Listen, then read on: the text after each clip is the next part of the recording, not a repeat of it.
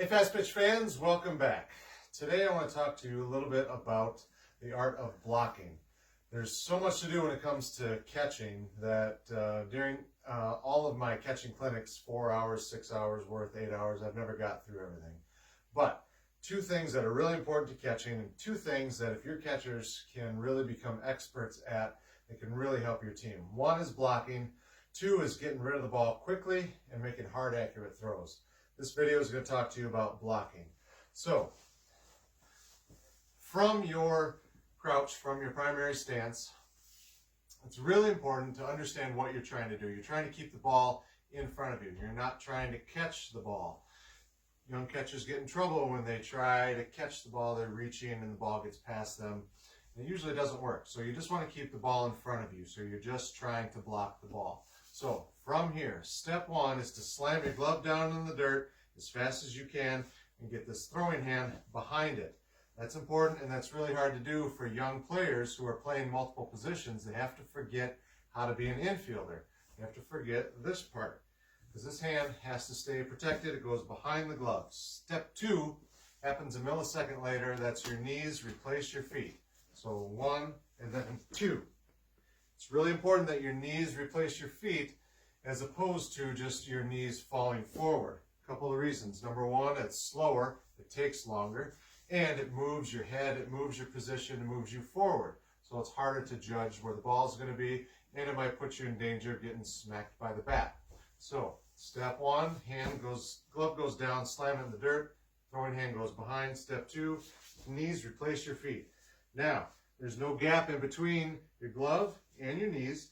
Your chest is up tall but leaning forward, and your chin is down. That way, if the ball bounces up, your face mask will protect your throat and your chin.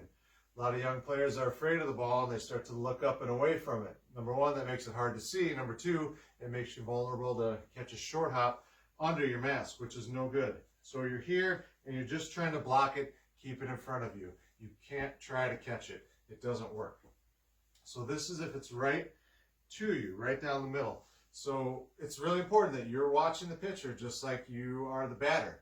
You see that it's a bad pitch, it's in the dirt, that's when you react, that's when you slam your glove down. You don't wait until it starts bouncing, because then it's too late.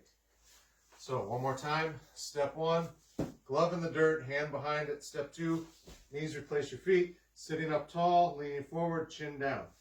Now if it's to the side, you're going to do the same thing. Step one, slam that glove in the dirt, hand behind it. Step two, you're going to push off with this leg to go this way, or push with this leg to go this way. So it's going to look just like this. Slam the glove down, push, and your knees replace your feet over here. You also see that I'm angled in toward home plate. That way, if the ball bounces and hits my chest protector, it's going to come back down in front of me and not hit the side of me and go to the backstop. We don't want that. We want to keep the ball in front of us so we can keep the runners where they are. That is our goal.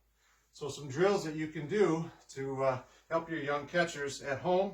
You can just put them into the blocking position like this if you have all the gear, and just bounce tennis balls at them. Let the tennis ball hit their legs, their gloves, their chest. If you don't have a face mask, that's okay. Or you can use your fielder's mask too. If you're just using tennis balls, that'll be just fine. But if you have all the gear, start with tennis balls and then use regular balls, just so they can understand what it feels like to block the ball and understand that it doesn't hurt. Get them out of that habit of chasing the ball around.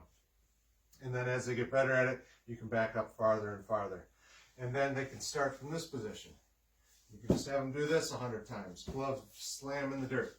And then once they get that habit down, then add the knees. And then start throwing balls at them from the crouch position, and they have to do the whole thing. So just make it a progression, make it fun, but make them understand first that it's not going to hurt them. So we block the ball, we keep the runners in front of us, that's the goal. Now the next video we're going to talk about how to get rid of the ball quickly and make hard, accurate throws in case the runners do decide